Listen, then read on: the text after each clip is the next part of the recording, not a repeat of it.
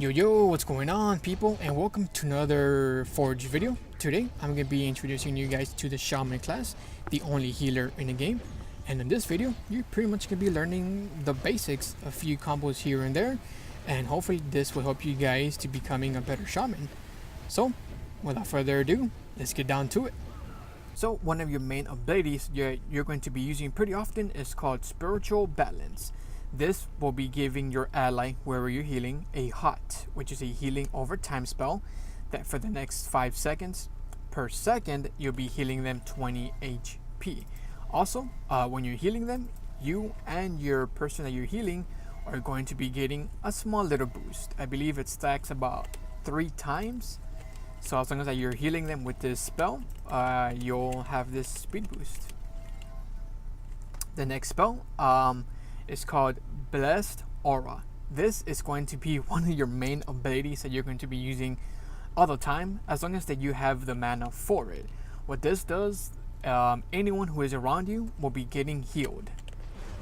This is pretty much an AoE right here. As you can see, it takes a chunk of your mana, but it'll be healing them for about 60 per person that is around you. So as long as people are around you, you'll be healing them pretty often. You can also keep this up as long as that you're healing someone, but you want to be very wise in using this spell. I don't really recommend too much in wasting all of your mana, but if you feel that you're comfortable enough to where no one is going to be able to touch you or get into combat with you because you got so many friendlies around you, then by all means exhaust it, but use this pretty much very wisely. Your next ability that you're going to be using defensively most of the time is called Spiritual Burden. What this allows you to do is anyone who is around you, you'll be able to slow them down, and you can jump pretty much very high for about 5 seconds. Also, you can use this to wall jump. As you can see here, bam. It's very useful. This can be used offensively and defensively. But I usually love to use this defensively most of the time. So use this at your own discretion. Next, your only self-healing that you're going to be able to use is Seed of Healing. This will heal you when you first activate it. It'll give you 50 HP, and for the next 5 seconds, you'll be getting healed 25 HP per second. So aside from, of course, using a Blessed Aura, it's your only 2 ways of getting your HP. It does take a lot of your mana, but it's very well worth it.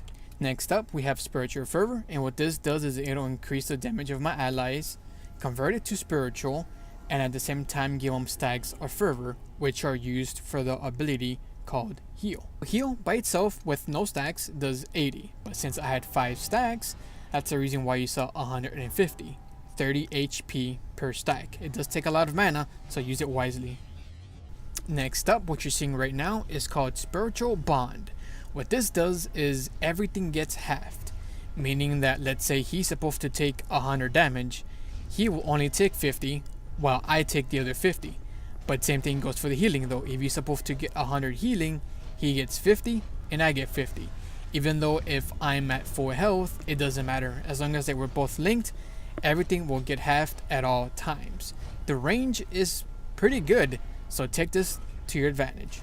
And last but not least, one of your abilities that you're not going to be using often because of the little negative that it comes with it is your special, Dome of Protection. This will protect you from any type of projectiles, which is your mages and your pathfinders.